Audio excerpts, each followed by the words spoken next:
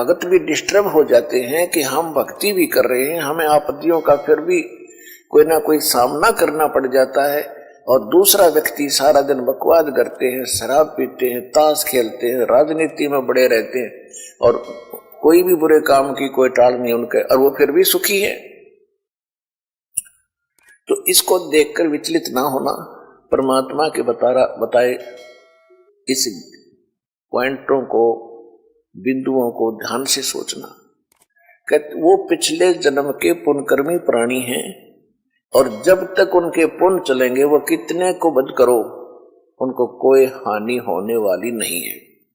और जब उनके पुण्य समाप्त होंगे फिर पाप कर्मों का दौर शुरू होगा, फिर देखना उनके घर में के कहर टूटेंगे।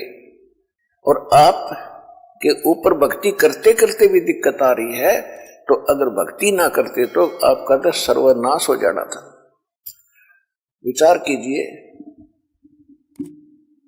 जैसे आप जी ने सर्दी के मौसम में कंबल ले रखा है या स्वेटर पहन रखी है और सर्दी फिर भी लग रही है, तो ये ना सोचना कि आप उस स्वेटर ने आपका बचाव नहीं कर रखा। अब जैसे यहाँ भक्त कई कहते हैं जी हमने पाठ भी करवा लिया, जोत भी बोल दी, चौथी हाजरी भी लग गई, अभी तक हमें कोई विशेष लाभ नहीं हो पा रहा। ये तो हो ही नहीं सकता कि जब आप इतना कर्म कर रहे हो भक्ति का तो कोई लाभ ना हो। ये तो आपकी अनजान सोच है, बालक बुद्धि है। अब जैसे सर्दी का मौसम है, किसी ने स्वेटर पहन ली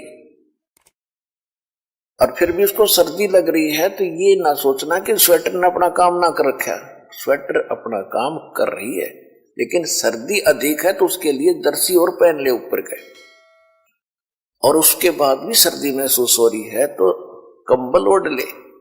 यानी ये नहीं है कि ये कहना कि मैंने जर्सी भी पहन ली फिर भी सर्दी का लग रही हाथ पैरों को, तो ये तो अनजान व्यक्ति कहेगा जिसने इस प्रोसेस का पता नहीं, भगवान के मार्ग का ज्ञान नहीं। तो जो आप पुण्य कर रहे हो और विधिवत कर रहे हो, पूरी विधि यहां पर प्राप्त है। गुरु जी के बिना दान करना व्यर्थ है। आप जी को सतगुरु मिले, आप जी को विधि मिली है, आपको पूर्ण परमात्मा मिला है, पूर्ण परमात्मा का मार्ग मिला, सत भक्ति मिली है, और फिर आप साधनाएं सही कर रहे हो, तो आप ये ना सोचना कि आपको लाभ नहीं हो रहा। आपके पाप कर्मों की सर्दी घनी है, और ये करते करते भी कहीं ना कहीं से थोड़ी बहुत ठंड महसूस हो रही है। यदि ये ना कर रहे होते तो नमूनिया होकर मर जाते, ये समझ लेना।